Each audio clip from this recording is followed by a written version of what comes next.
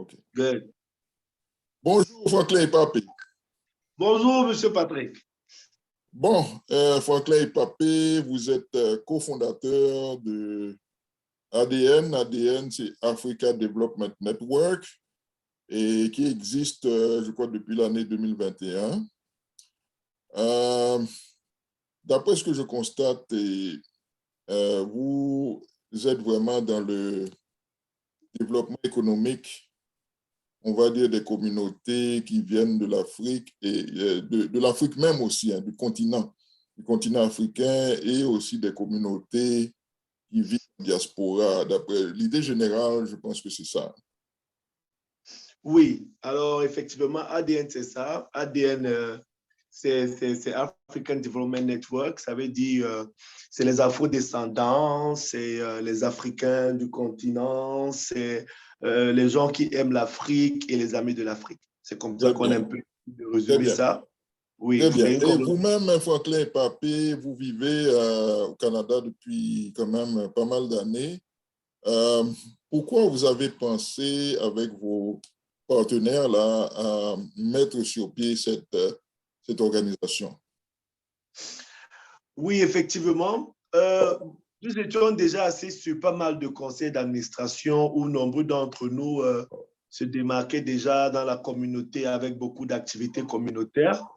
Et puis, on s'est dit qu'on voulait cet organisme-là qui pouvait rassembler les afro-descendants sous un parapluie, si je peux me permettre de le dire, sous un parapluie, mais plus un parapluie qui fait dans l'immigration ou dans l'intégration, encore moins sous un parapluie qui fait dans ce que beaucoup de nos associations font déjà.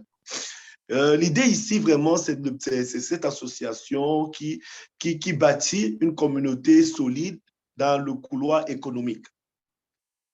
C'est ce que nous avons pensé et c'est ce que nous avons essayé de faire. Nous nous sommes rapprochés des organismes qui étaient déjà existants et puis nous avons partagé la vision et nous avons décidé effectivement de se faire enregistrer il y a à peine 2 ans. Et puis, nous avons continué de fil en aiguille à travailler. Nous avons commencé à mettre sur pied pas mal d'activités African Descent Connect, qui étaient un peu ces webinaires et ces ateliers qu'on faisait pour réunir tous les afro-descendants à parler plus dans le terme économique. Eh bien, c'est vraiment intéressant. Et bon, vous-même, personnellement, bon, je sais que vous avez été dans la santé, vous avez aussi brigué un poste de conseiller de la ville à Ottawa. Je sais que ça n'avait pas marché, mais bon, donc je vois que c'était santé, politique. Là, maintenant, vous êtes dans l'économique.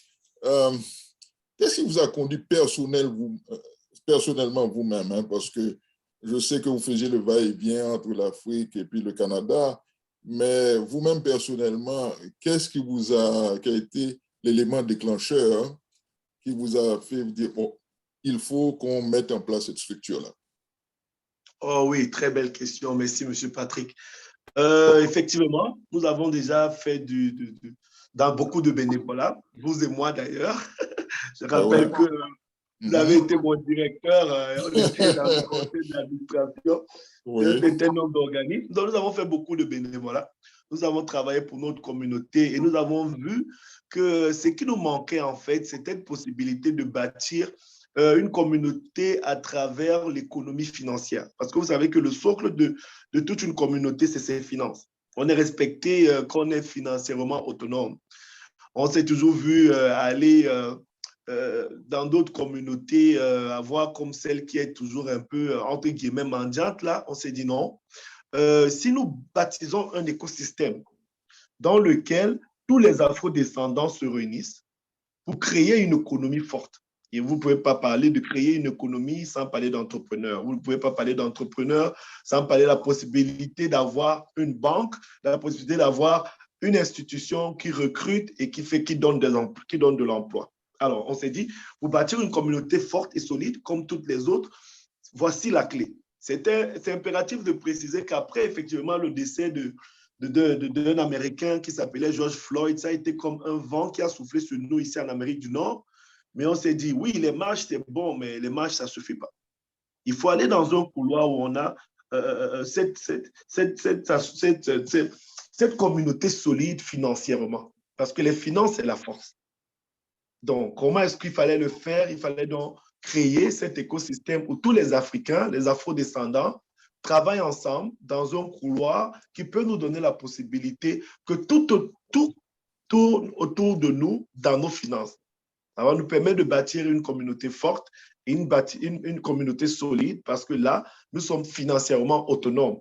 Donc, c'était un peu ça qui m'a un peu donné cette force de rejoindre des messieurs comme André Gallo-Zambou, qui est un peu cette personne qui avait eu cette idée à la base.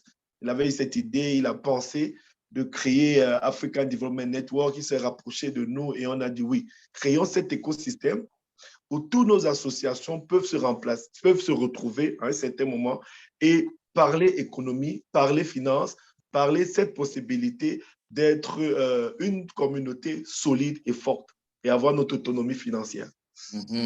Ah, c'est vraiment, vraiment noble, on peut dire, comme objectif. Et donc, depuis la création de l'ADN, Africa Development Network, comment a été l'accueil du public? Comment comment ont fonctionné les premières initiatives? Allô, Franklin? Allô? Franklin? Allô, Franklin? Et hello, j'ai l'impression que je ne t'entends plus. Allô, Franklin? Qu'est-ce qui se passe là? Allô, Franklin? Est-ce que tu m'entends? Je ne t'entends plus là, Franklin. Et tu n'es pas sur mieux pourtant. Ah, ok, on a perdu Franklin et Papé. On va simplement attendre qu'il revienne. Bon, Franklin et Papé, donc depuis la création de la structure en 2021, bon, nous sommes maintenant en mai 2022, comment a été la réception publique et l'accueil du public et comment ont fonctionné les premières initiatives? Oui, donc il faut avouer que nous avons eu beaucoup de chance. Parce que comme je disais, autour de la table de African Development Network, nous avons des leaders qui avaient déjà quand même fait leurs preuves dans notre communauté. Donc, quand nous sommes rassemblés pour créer ADN, c'était un peu plus facile parce que nous avons décidé et nous avons déjà une vision de comment travailler ensemble. Donc, la stratégie première, effectivement, était cette possibilité effectivement, de commencer à créer ce qu'on, je peux te dire, on appelait les African Connect. C'était quoi les African Connect? Les African Connect, en fait, c'est un thème chaque mois où les leaders, les afro-descendants se retrouvaient ensemble et débattaient par rapport à un sujet. Alors, il y a... tu m'entends? Je t'entends, mais ça coupe un petit peu là. Allô, Patrick? Allô, je t'entends. Je t'entends. Ça coupe un peu. D'accord. Mais je t'entends quand même. OK. Bon, j'espère que là, ça va être stable. Je ne sais pas pourquoi ça fait ça là. Habituellement, c'est correct. Ouais. Alors, Il y a un bruit là. Oui. Oui, on a mis sur pied ce qu'on appelle African Descent Connect. C'est quoi Afro Descent Connect? C'est effectivement un thème qui était cherché chaque mois. Et puis, on invitait nos compatriotes, nos confrères afro-descendants à venir s'exprimer et à parler librement. La première édition qui s'était super bien passée, nous avons invité des autorités canadiennes où on avait Honorable Greg qui était là, on avait le ministre Hussein qui était là, et puis on avait le panel diplomatique. On avait tous les diplomates, un certain nombre de diplomates africains, l'ambassadeur du Gabon, le haut commissariat Ruth de l'Ouganda. Et puis, on parlait effectivement de la résilience de nos pays face au COVID-19.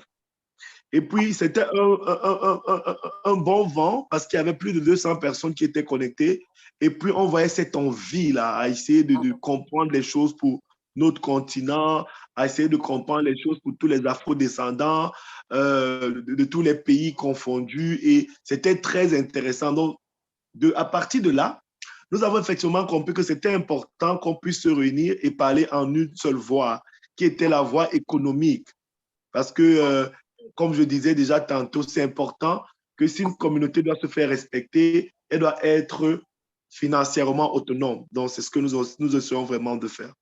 Très bien, très bien. Bon, maintenant, bon, je vois que vous avez des programmes pour la jeunesse.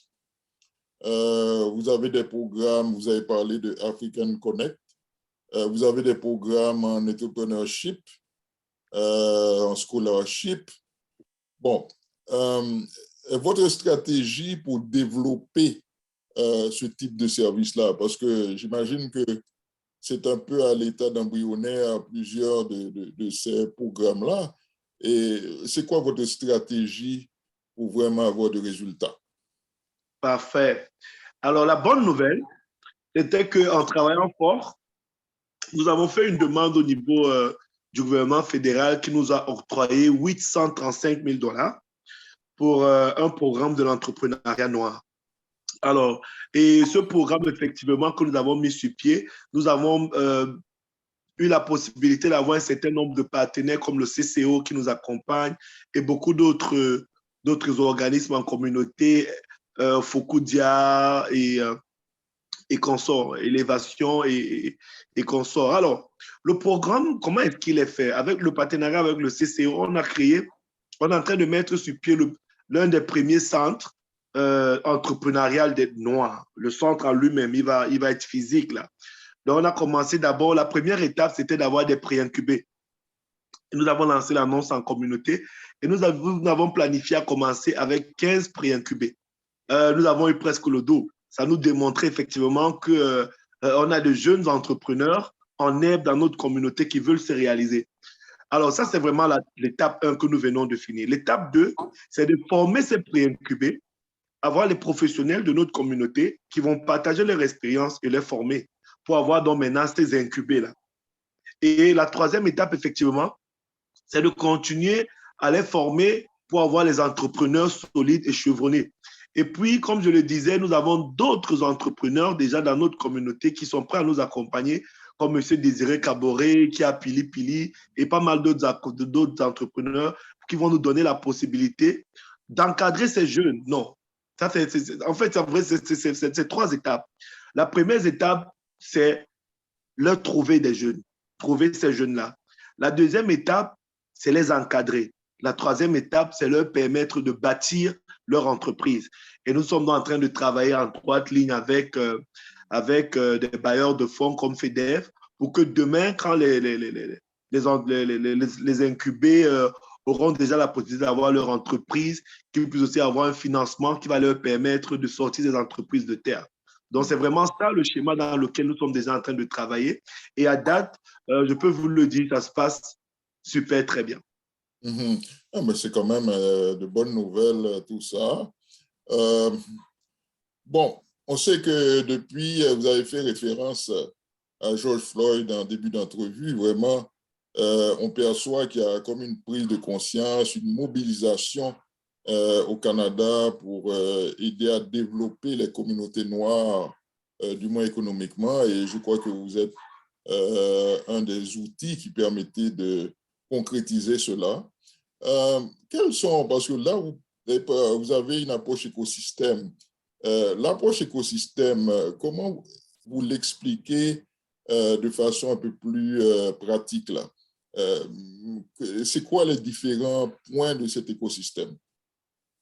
Super, très belle question. Alors, l'écosystème est bâti autour de ADN, African Development Network, dans un couloir bien simple. Parce que nous nous sommes dit, c'est important que nous puissions réunir les afro-descendants, les amis de l'Afrique et ceux qui aiment tout ce qui est fait par la communauté afro-descendante. Alors, dans l'écosystème, qu'est-ce qu'on trouve? On trouve un peu de tout. Nous trouvons des gens qui ont déjà les entreprises, des gens qui ont leur organisme, les gens qui sont en train de se chercher, les gens qui ont des idées et des gens qui veulent réaliser un certain nombre de choses. Ici, il s'agit de quoi? Il s'agit de quelque chose de simple. Monsieur Patrick Auguste, qui est un journaliste chevronné, qui représente notre communauté dans beaucoup de couloirs, peut m'appeler demain et me dire, Monsieur Franklin Papet, écoutez, j'ai un jeune dans notre communauté qui est en train d'ouvrir une boutique, peut-être qui va faire dans du agroalimentaire. Alors, nous, dans notre couloir, c'est quoi? C'est de voir les gens qui peuvent l'accompagner, ne serait-ce qu'à informer la communauté qu'il y a ce petit business qui est déjà là et nous pouvons probablement aller acheter nos affaires là-bas. Peut-être dans notre écosystème, on va trouver une autre personne qui organise peut-être les soirées afro-descendantes. On lui dit, OK, quand tu organises des choses afro-descendantes, ça veut dire que tu dois te fournir en quelque chose. Alors, nous avons ce jeune que M. Patrick Auguste vous avait présenté, qui fait déjà dans tel, voyons comment nous pouvons travailler ensemble. Maintenant, peut-être les aliments qu'il veut dans sa boutique doivent peut-être venir de l'Afrique ou bien d'Haïti ou bien de Saint-Dominique, par exemple. Alors maintenant, on sait que dans notre écosystème, on a peut-être quelqu'un dans ces pays-là qui peut peut-être nous faciliter la venue de ces aliments-là ici. Donc, c'est cet écosystème-là vraiment que nous sommes en train de mettre sur pied, que dans notre communauté, on trouve un peu de tout et on s'occupe de partager non seulement les connaissances, les compétences, le savoir, les stratégies pour se rassurer effectivement que c'est dans notre communauté que cette économie-là est née. On peut trouver des entrepreneurs, on peut trouver des comptables, on peut trouver des gens qui peuvent nous aider dans le couloir juridique, des avocats, des journalistes. On crée un écosystème solide où on trouve un peu de tout. Là, je n'ai plus besoin de réfléchir que ouais, il faut que j'aille dans Kijiji chercher peut-être quelqu'un qui fait dans la construction. Non, je retrouve cette personne-là dans ma communauté et je donne à cette personne-là le contrat et ça donne la possibilité que la possibilité du money flow dans notre communauté et c'est ça qui va effectivement nous donner la possibilité de bâtir une communauté solide. C'est vraiment, vraiment, vraiment intéressant. Et oui, parce que là, ça répond à un défi que nous avons constaté, les observateurs dans nos communautés, qu'il y a un manque de travail collectif, il y a un manque de synergie. Et là, vous êtes en train de travailler à combler ce manque-là. Mais est-ce que vous avez des relations de collaboration avec des institutions telles que le CESOC, par exemple? Effectivement. Et c'est là où je vais dire qu'on est en train de vouloir faire quelque chose de spécial parce que dites-vous quelque chose. La subvention que nous avons eue depuis de 800 000 $, le CESOC avait eu aussi la même. Et le groupe 3737, qui est dirigé aussi par M. Luc, aussi avait reçu la même. Et je pense que c'est un groupe malien aussi qui avait reçu. Alors, ce que nous avons fait pour ne pas se marcher dessus, parce que c'est souvent ça un peu le problème qu'on a souvent, que notre ami Greg aime souvent dire qu'on a l'habitude d'être comme les crabes dans un seau. On s'est réunis et on a fait une conversation et on a plutôt décidé d'œuvrer dans un modèle de partage. Je vous donne un exemple. Comme au départ, on avait besoin de 15 incubés. On en a eu presque 30. On est en train de voir dans le couloir dans lequel on va leur donner au CESOC ou alors au groupe 3737. Ceci va nous permettre de bâtir dans cette communauté solide qui travaille ensemble. C'est vraiment intéressant. Donc, on voit une approche de complémentarité pour couvrir un peu l'ensemble de l'assiette, là, parce que l'assiette est quand même assez large. Concernant je vois que vous embauchez, il me semble. Hein. J'ai cru voir dans votre site Internet une offre d'emploi pour un agent de projet, il me semble. Est-ce que c'est bien ça? Oui, on a la possibilité toujours de prendre des gens dans notre communauté pour travailler avec nous. Et puis, ce que nous trouvons magnifique en ce moment aussi, c'est la possibilité de donner un coup de main c'est pour ça que je parle toujours de l'écosystème qui nous donne la force, parce que je peux vous donner un exemple. Dernièrement, à travers ADN, on a trouvé du travail à pas mal de jeunes. Notre très cher ami, M. Désiré Caboret, de Pili Pili, il a recruté 2 ou 3 de nos jeunes compatriotes. Nous avons un monsieur qui s'appelle Monsieur Krone de Krone Electric qui a recruté l'une de nos jeunes. Nous avons aussi Desjardins qui a recruté certains de nos jeunes. Donc, je pense qu'à travers cet écosystème, on donne la possibilité effectivement aux afro-descendants d'avoir un certain couloir qui va nous donner la possibilité de bâtir une force communautaire. Vraiment, vraiment intéressant. Moi, bon, j'ai constaté vraiment ces initiatives. Vous avez parlé du groupe 3737, vous avez parlé vraiment on a parlé du CESOC. Mais quand je vois que la décennie des Nations Unies, elle touche à sa fin, et la décennie des Nations Unies pour les afro-descendants, là, elle touche à sa fin. Je crois que ça doit prendre fin 2024, je pense.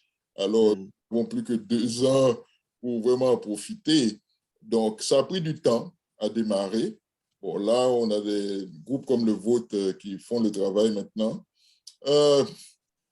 De façon plus, et si on se projette un peu dans le moyen et long terme, une de nos faiblesses chroniques, ça a été souvent de bâtir du structurel. C'est-à-dire que ce que vous faites maintenant, l'année prochaine ou bien dans 2 ans, d'autres n'auront pas à le refaire, mais pourront aller plus loin. Est-ce que vous projetez dans cette dimension et dans ce temps du moyen et long terme, de façon à ce que, à un moment donné, il y a d'autres qui prennent la relève et qui continuent votre travail? Est-ce que vous avez une approche peut-être pour vraiment que si vous n'êtes pas là et que vous voyez tout tombe à l'eau, les gens doivent recommencer? Est-ce que vous avez ce souci et vous prenez des dispositions pour ça?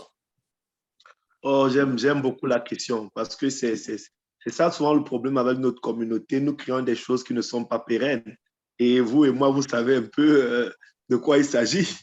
Nous avons été dans une table, nous avons donné le maximum, mais malheureusement, aujourd'hui, ce qu'on est en train de vouloir faire, c'est mort. Or, raison pour laquelle dans ADN, on est dans ce couloir de cet écosystème-là, parce qu'il faut que demain, s'il n'y a pas de Franklin Papin, s'il n'y a pas André Gallo à Zambou, s'il n'y a pas M. Isidore Douale et compagnie, que ADN continue à vivre.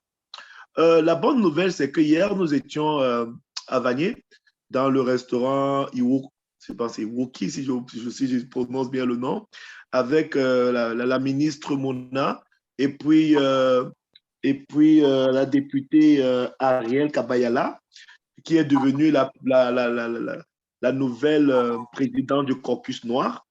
Et puis, elle disait que la première mission, effectivement, était de voir comment nous allons déjà prolonger la décennie des Noirs.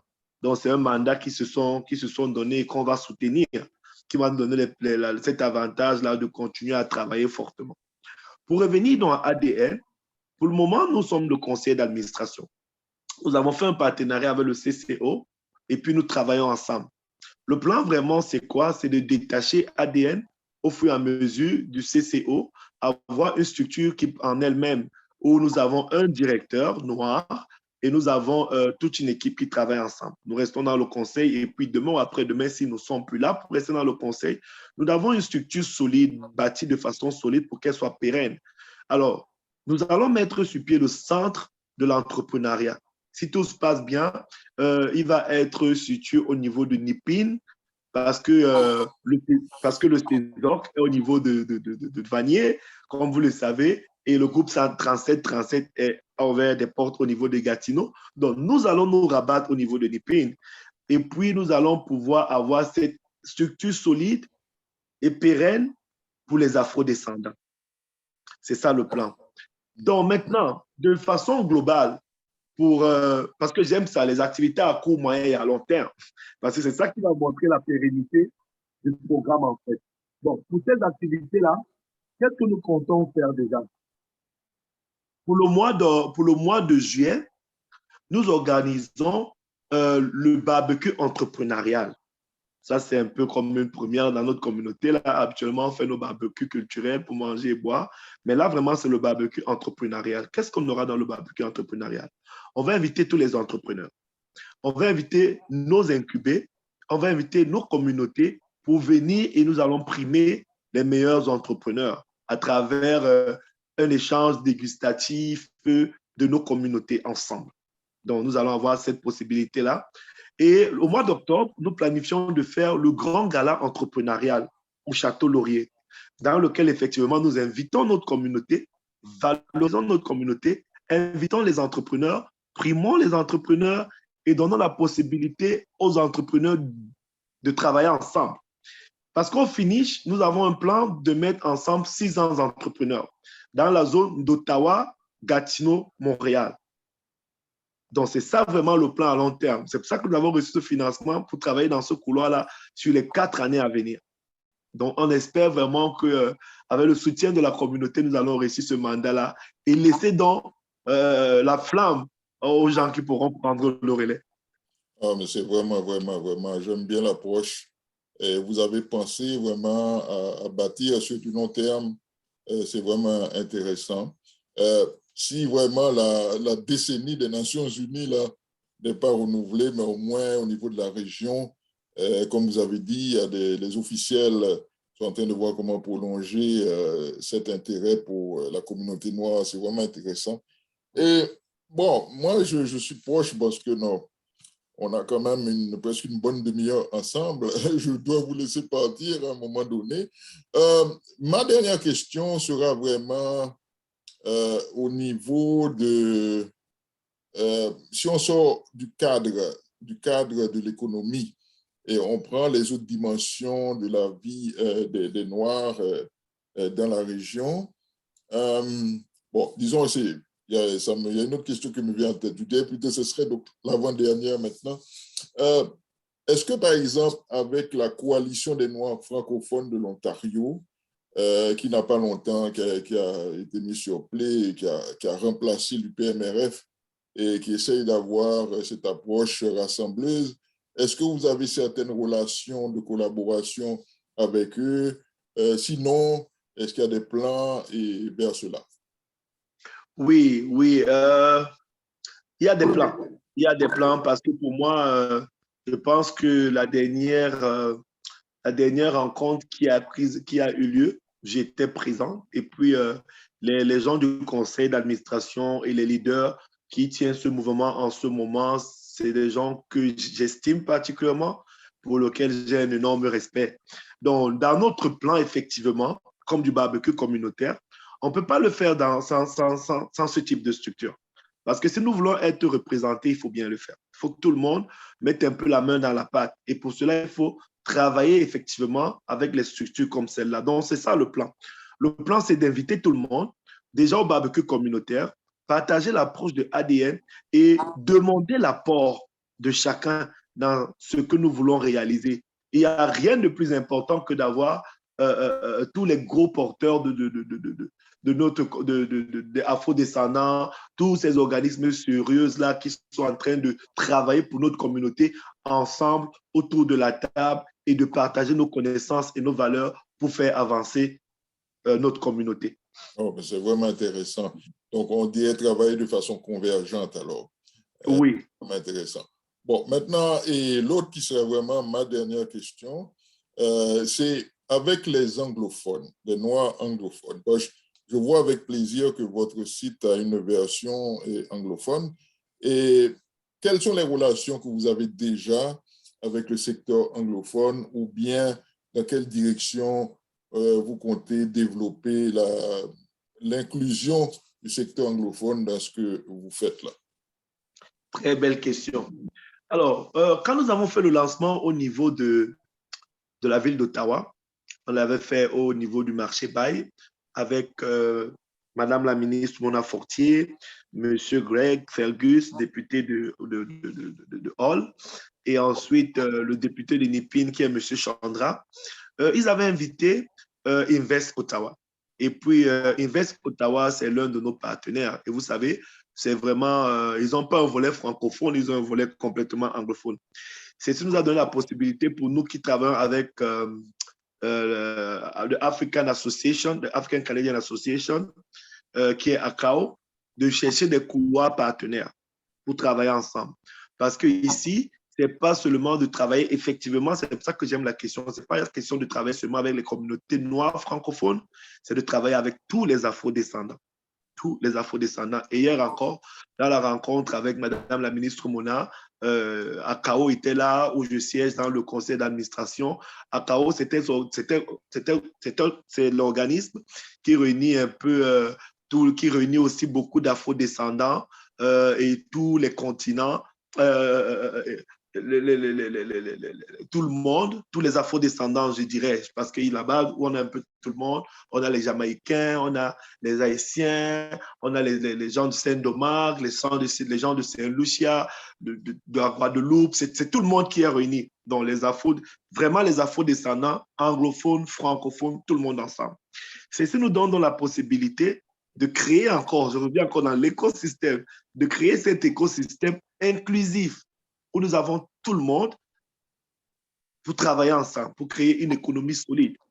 Parce qu'en fait, on avait à une époque vraiment une communauté qui était assez diversité, qui était assez, malheureusement, qui était divisée parce que les Africains du continent étaient dans leur côté là-bas, on avait nos frères des îles qui étaient dans leur côté, et maintenant c'était tellement divisé parce que quand tu arrives aussi au niveau de l'Afrique là-bas, tu trouves les anglophones de leur côté, les francophones de leur côté. Quand nous partons au niveau des îles, tu trouves les îles anglophones de leur côté. C'était vraiment tout ce melting pot là, si je peux dire ainsi.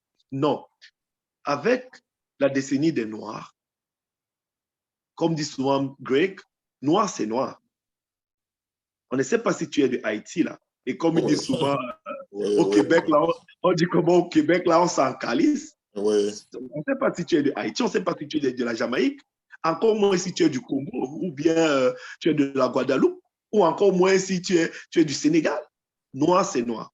Alors, il est ici question pour nous de créer cet écosystème où, au finish, les afro-descendants travaillent ensemble, bâtissent et créent cette économie qui va nous donner la possibilité aujourd'hui d'être comme les Indiens, d'être comme les Chinois, d'être comme les Juifs.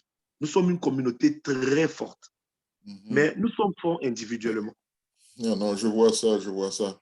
Eh bien, Monsieur Franklin Epapé, je crois que notre public est bien édifié maintenant sur Africa Development Network, votre organisation. Donc, je rappelle que vous êtes membre du conseil d'administration et cofondateur de cette nouvelle structure dans la région ici.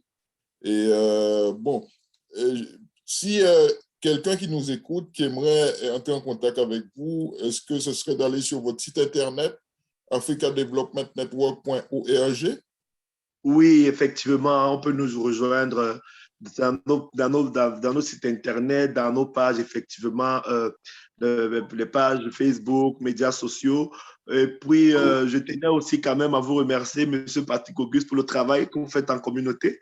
Même si on ne vous dit pas souvent, on vous suit très attentivement et nous sommes bien contents.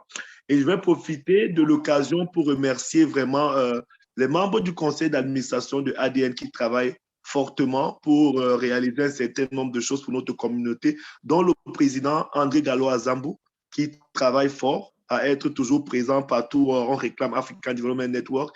Isidore Doualé, qui est du côté de Montréal, mais qui est beaucoup présent entre Ottawa et Gatineau, et tous les autres membres du conseil d'administration. Et notre directeur, qui s'appelle M. Michael, qui travaille aussi fort de jour comme de nuit pour continuer à nous accompagner, pour réaliser tout ce qui est meilleur pour notre communauté.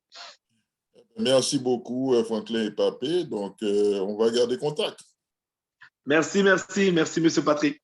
Au revoir. Au revoir.